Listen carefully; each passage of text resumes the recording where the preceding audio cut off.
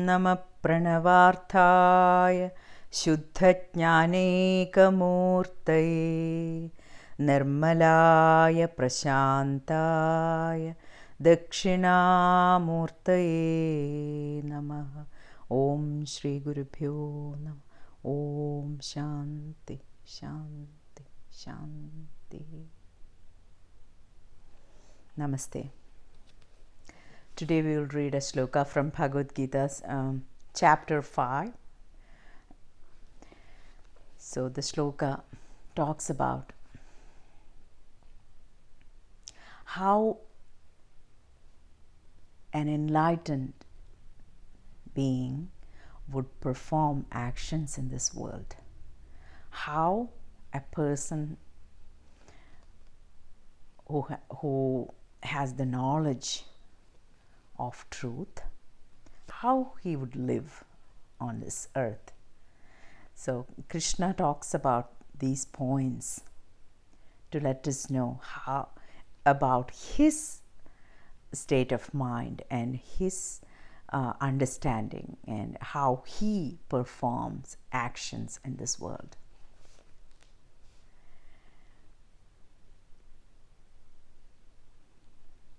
नैव किञ्चित् करोमीति युक्तो मन्येत तत्त्ववित्. Tattvavid means jnani, a person who knows the truth about himself, a person who is a self-realized being. How would he perform actions and how he lives his life? That is the point Krishna is trying to make. So he says, the knower of truth who has achieved self-realization will think, I do nothing even while doing everything. So what does that mean? It may seem contradictory, but it's very clear when we understand the basics of it. I do nothing is a knowing, is a feeling that he has, and it's not just a passing feeling. It's the foundation of his actions. So he knows that he is the formless awareness, the space of awareness in which everything is appearing and disappearing. All the sights that he's seeing and the sounds that he hears and the smells, the sensations, the thoughts, everything is appearing in this space of awareness. And a self-realized being knows that. So he knows that I am not doing anything. I am the formless awareness that is aware of everything, the knowing space of awareness. So when he has this understanding, an experiential understanding, all his actions are based on this understanding. So is he going to just sit down and do nothing and say everything will happen, I don't have to do anything? No. Krishna was very active in his life. When you read Bhagavad Purana, in which Krishna's life has been explained so well, and you can see how active he was. At the same time, he had this fundamental understanding of his being, which does nothing. So Krishna says, Tattvavid, a jnani, the knower of truth, performs all actions, but he knows that he is not the doer. So he performs all actions without the doership. So even while seeing, hearing, touching and smelling, the knower of the truth knows that he does nothing. even while speaking and answering the calls of nature, holding, opening, and winking his eyes. Krishna is so good at explaining things, and he's even mentioning the winking of eyes. That's because we do this all the time. And he says, even the winking of the eyes. Who is aware of this? Who is aware of this? We all wink our eyes. Who is aware of this? Did you ever think about this? It's not the body that knows. It's the awareness that is aware of this sensation. It's the awareness that is aware of this picture, this scene that you're seeing now. It's the awareness that is knowing the sound that you're hearing now. Awareness in you. Awareness, that is our true nature. So Krishna says, even while doing all these things, performing all actions, the knower of the truth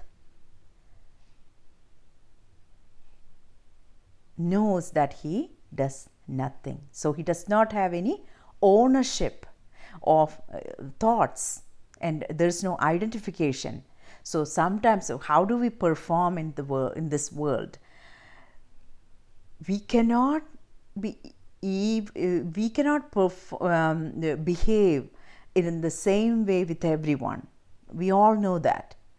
We have to be tough sometimes. Sometimes we have to be soft, and when we are dealing with children, we have to do in such a way that they understand it. And so there are so many ways that we have to act in our daily life. So if someone in your life, if there's anyone in your life who only knows when you raise your voice and hello, do this, and that is the only language he understands, we have to do it. So no matter how you are acting, or the way you are acting, no matter how it is, that person, the knower of the truth, regardless of his actions, he understands the fact that he does nothing. What does Krishna mean by this? Let's see. So he understands that in all these, the senses alone interacts with the sense objects, and he at heart does nothing at all. So senses interacts with sensual objects. Eyes, what is the function of the eyes? Just seeing. It cannot hear. So each sense has its own function. So senses interact with sensual objects, and that is what we call the world experience. So the knower of the truth knows that it's not my monkey, not my circus. It's all the mind who is seeing through the eyes. It's the mind. Who is aware of the mind? It's the formless awareness. So this is one of the greatest statements, rather revelations in Bhagavad Gita. It is in conformity with Krishna's exposition of the self. Self has neither birth nor death. It neither kills nor gets killed, nor causes another to kill. So the self is not, you cannot destroy the self. It's eternal. So Krishna has already stated this before. So this is a confirmation of that point. Whatever activities one may perform, the self in him remains unaffected, untouched. At that level of the personality, actually no change takes place, no effect at all for the self. Krishna emphasizes this truth by including all actions we usually do, like eating, speaking, waking, sleeping, walking, everything that the senses get involved in variously, but The self doesn't have anything to do with it, which means the self does not actually become these appearances. These are just appearances. The sights that you are seeing, the sounds that you hear, and all the other sensual experiences that we experience in daily life, it's all one appearing as many. It's the formless awareness appearing as all these forms. So he extended the truth of impersonality and non-acting. So Krishna explains how the fact about the non-doership. So many people become sad, and they thinking that I did something wrong, and punya papa thoughts, the dundwa thoughts, which means or rights and wrongs. And yes, at a certain point you have to understand there's no specific rules about right and wrong.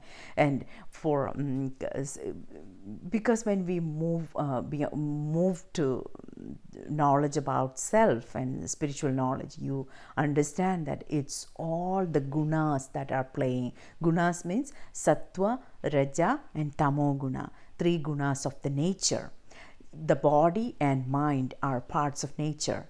So whatever changes are going on in the nature, for example, it's summertime and wintertime, it's all different qualities of the weather, and the nature itself has its own mood, you can see. So in winter, you can see the outside, everything is gloomy and there is no sunlight, and everything is in a slow pace. Many plants go to hibernation mode, and you can really see that in nature. So it affects our body mind too. So Krishna says body acts based upon these gunas as part of nature. So Krishna earlier explained more than once that nature's gunas alone are the content and motivation for all activities. It is like water evaporating from the sea and again coming back to the sea as rain from the clouds. So this is a very good example. Krishna says, he uses this example to prove his point that it's only one acting as many and appearing as many. For the example says, the water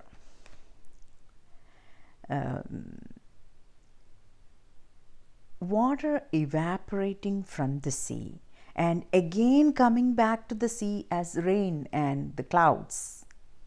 So it's the same water taking shape of evaporation and clouds. So it's the same water, the content is the same, and taking different shapes without losing its fundamentals. So the sea and the water, without the clouds, the water could not have reached the mountain tops and come down as huge rivers fulfilling nature's multiple purposes. But in this whole purpose, it was just water taking different shapes. It is water alone that goes up and comes down without undergoing any essential change. The knower understands, the tattvavida, the knower of the truth, understands this knowledge about unchanging nature of the self. Hence, no actions or interactions unsettles or distracts him. So, a jnani, a person who knows the truth, he does not identify, he does not get identified with the body mind. which means the interactions, he said this and she said this, I said this, and all these interactions usually upset people. So the knower of the truth remembers the fact that I am not the doer. I am the space of awareness in which all these shapes are playing. This divine dance is happening. So the knower of the truth does not get upset with this. Whatever happens, it happens. He knows that it's the nature, it's the process that's happening in the nature based upon its gunas, and I have nothing to do with it. I am not this body mind. I am the space of awareness. The knower of the truth again and again remembers this and live. He tries to live a life based upon this understanding. So he has mind too. Mind plays tricks on everyone, no matter if you are a knower of the truth, no matter if you are an ignorant. Doesn't matter. Mind plays tricks on everyone, but the knower of the truth understands the mechanics of the mind, and he does not get identified with the body mind. That's the only difference. So Krishna is explaining how he lives his life. He is the knower of the truth, just like other enlightened beings. He is living a life that's based upon this understanding that he is the space of awareness. He is the formless awareness that's everywhere. It does not get destroyed with anything. It's untouched, omnipresent, omniscient. It is the knower of all experiences, and it's the same appearing in this formless awareness. So it's all one. Advaita. Advaita means not two. There's only one here. And with this knowing, he rests as awareness in awareness. So, no actions or interactions unsettles or distracts him. On the other hand, he courses through them efficiently and confidently without getting the least affected. He acts like a very good actor in a drama or in a movie. He does his part without getting identified or without getting caught up with the mind.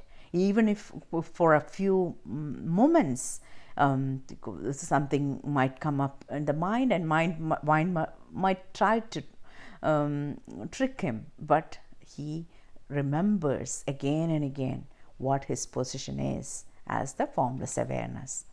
Krishna wants to bring home this crucial point to enlighten our intelligence and inspire us to aspire for this beautiful state. So he, a jnani, a tattvavid, knower of the truth, performs all actions just like everybody else. He might have a family and he might have lots of responsibilities, but he does not get identified with the body mind, and his understanding is clear about his true nature.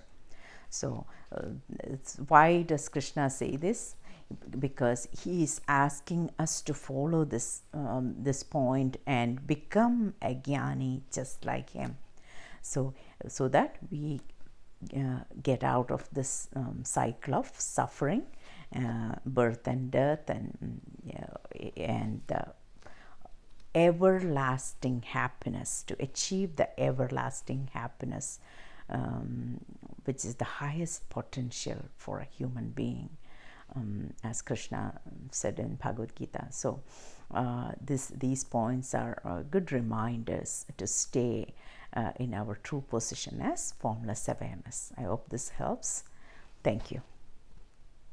Om Brahmarpanam Brahmahavir Brahmagnau Brahmanahutam Brahmeva Tena Gantavyam Brahma Karma Samadhino.